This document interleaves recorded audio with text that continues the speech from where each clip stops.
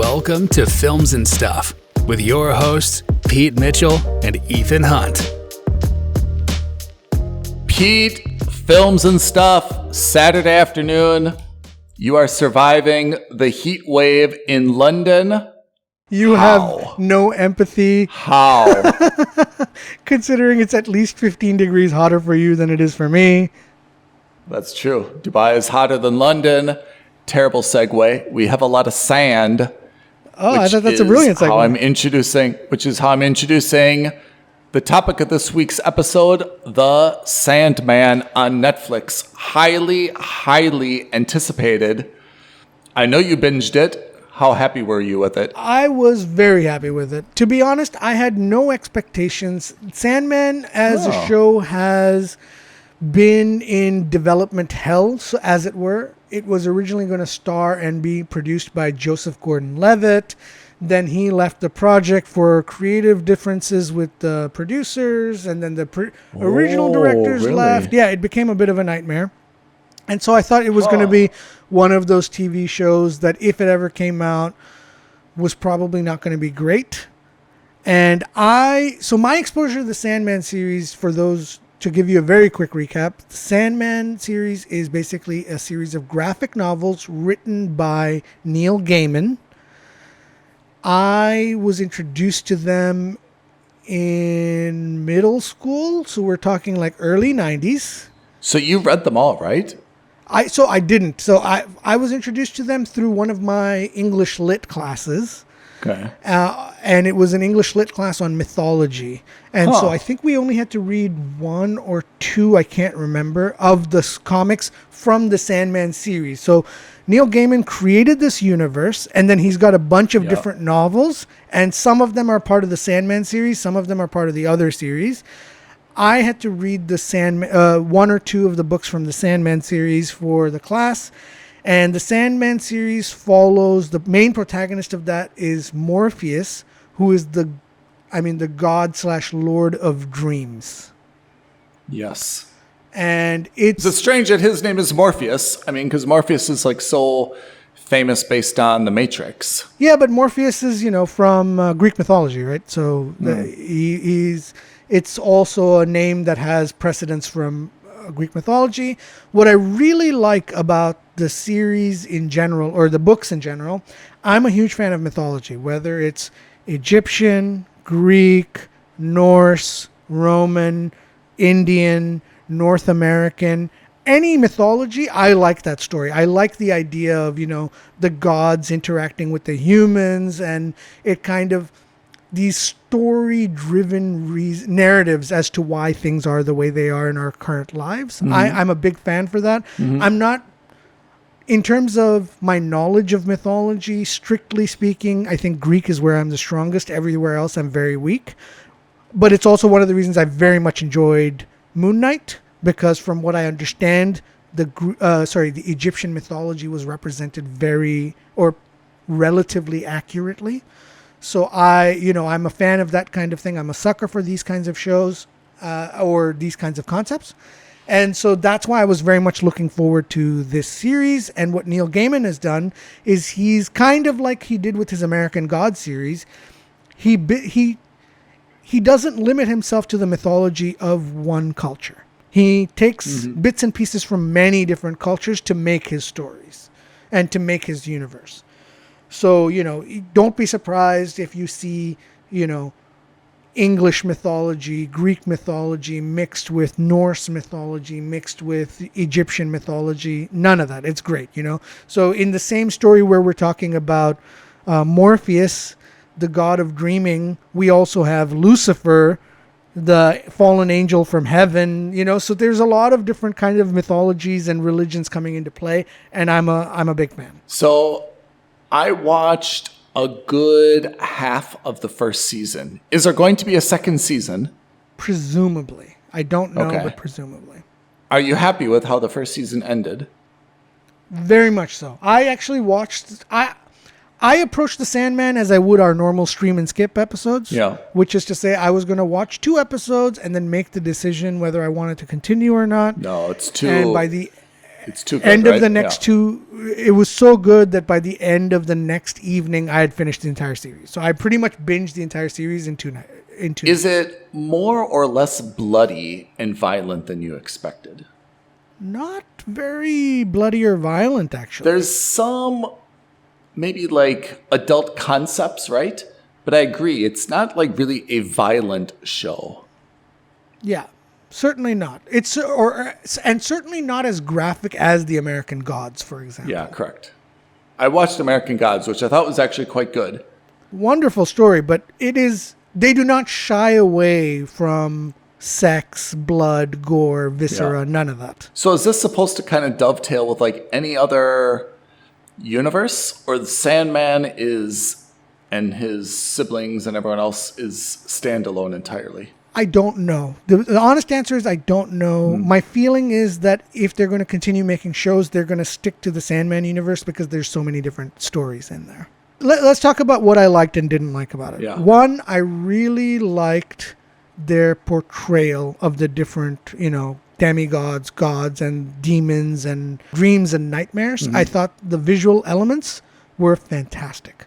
When you see, dreams, when you see nightmares, and the physical manifestations of them. Yeah, it was not inexpensive to produce this, right? I mean, there's a lot of graphics, a lot of CGI. It's really quite elaborate. I would expect that this was like an extraordinarily expensive show, on an episode by episode basis to produce, right? Yes, and I imagine that Netflix also wouldn't spend this kind of money on one season. I think that their idea is to create a multi-season show. Because, why would you spend, I don't know, $100 million, $200 million on 10 episodes and leave it at that, whatever the number is? Yeah. I mean, Netflix is I guess, trying very hard to develop their own universe. And this seems like a very good way to kind of jumpstart that, right? Because there's a lot of potential spin-offs that you could do even after a second series. Absolutely. Because there are other characters they can talk about, and like they showed Cain and Abel. They showed a bunch of different ancillary characters which may have popped in only for 1 or 2 episodes. I think that you're putting yourself in a position where if there's a particularly fan favorite character, you allow Netflix the creative freedom to say, I'm going to create a mini series based on that. So I think they've done a very good job with laying the groundwork for not just multiple series of Sandman, but also multiple series of spin-offs if they wanted to. Who else would be spun off, for example? Desire. Honestly, for example, like you can do a spin-off of any of the Dream family. Like we saw Death, we saw Desire. Yeah. We haven't been introduced to one of his other brothers, which I remember from the book, and I don't want to spoil it. We also don't, Stephen Fry's character. Yes. I'm sure they could potentially do a spin-off with him because, he's a charming man, and his character also has potential for lots of other story elements. So there's a lot they can do. So I got midway through this. I thought it was very good, but since I didn't read the novels, I went back a few times. Like it took me a little bit more time to go back and understand like some of the characters and how they related, basically understand the mythology aspect of the story, right? So for me, it took a little bit more time. When I watch a Marvel or when I watch a Star Wars or something, I kind of know the background. I know all the characters. So like I can fill in the gaps, even if the story isn't like exactly precise in terms of how it went from, one plot point to another plot point. Whereas for Sandman, I was a little bit confused at times, and I went back and I had to kind of say, okay, let me watch this again and understand what happened in that prior scene so I know like where this guy came from or what's his motivation or what's he doing. But I have to say, like, I was never bored watching a scene a second time. I thought like it was just, not all these actors are extraordinarily well known, right? But they all do a very, very good job. And every what I was struck by is that every scene is really visual. Yes. Right? The colors pop. The darkness is like a mood, like there's a lot of neons. There's just a lot of, I'm not sure exactly how it was filmed, but the colors are always like very, very warm and visceral. And that's one of the first things I noticed is that it's very easy to watch just because like it feels so immersive, and that's one of the problems I have with a lot of other shows, that maybe I like the dialogue, maybe I like the characters, but it's really hard to watch just because like it's not filmed in, an inviting way. Yeah. Yeah. And I will say that, to your point, they don't really hold your hand.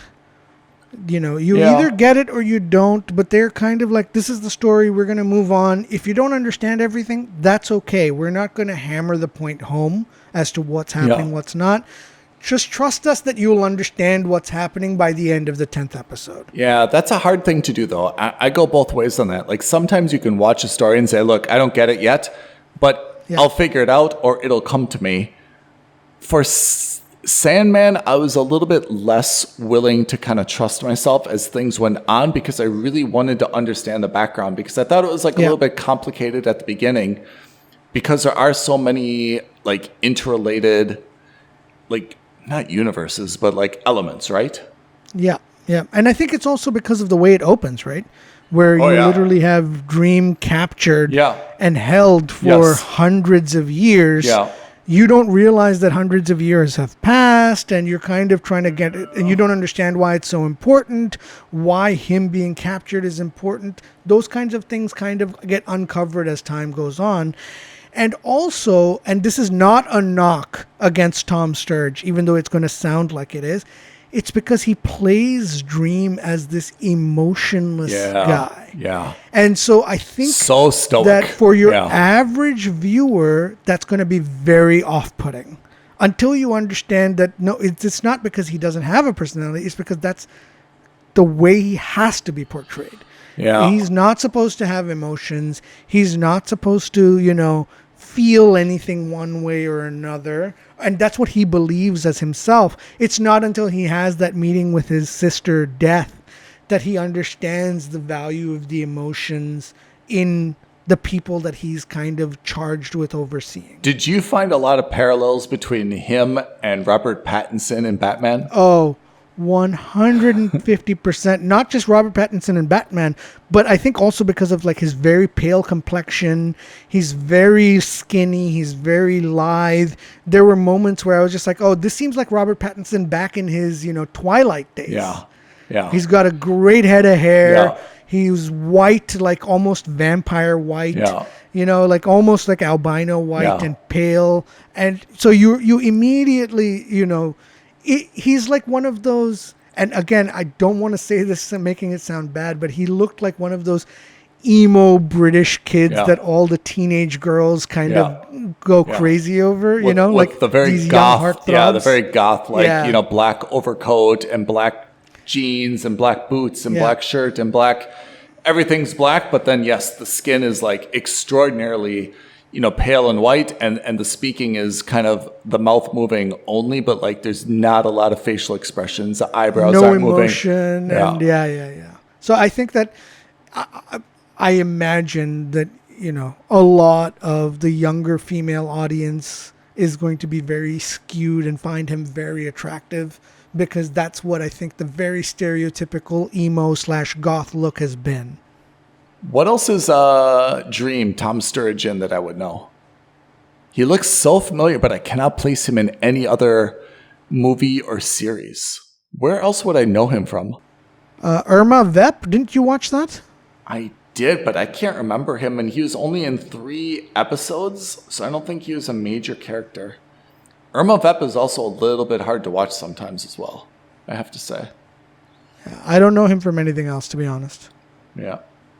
So I didn't recognize him. I mean, instantly, as you rightly pointed out, he very much reminded me of Robert Pattinson, but otherwise, Sandman for you is an absolute must subscribe, right? 100%. I think the visuals are excellent. I think the camera work and the direction work, all of it's very good. I think every actor that they've hired, exceptional.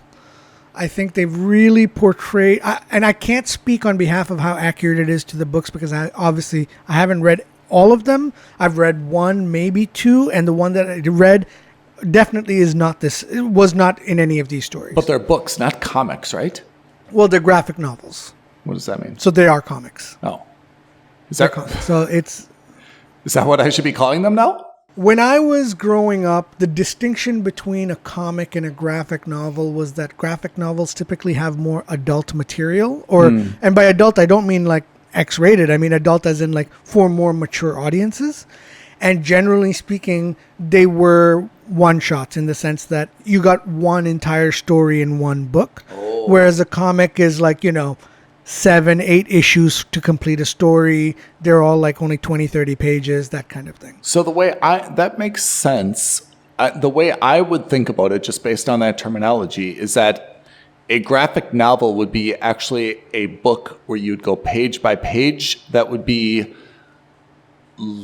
few, if any, illustrations. Whereas a comic, even if it's kind of like a more adult or graphic material, would still be mostly illustrations, and the dialogue would be confined to, like the headings, the speech bubbles. Yeah, exactly. Yeah. So I think in your definition, then it's a comic. This would certainly qualify as a comic. But everything was just in one comic, right? In one standalone bound version, right?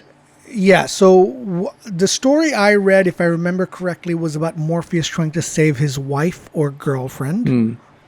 Something like that, and I cannot for the life of me remember it now. We're talking about something that was 30 years ago. And how many other? And 5, 10? I think there's like 15, 20, maybe more, maybe less. I can't tell. And so that entire that entire book was just about that. Oh. So if you go to like a comic store, you could still find one and buy them? Oh, yeah, absolutely. Absolutely. Are they collector's items? Are they expensive? No, I can't imagine they would be. They're still in production. It's not a limited edition thing.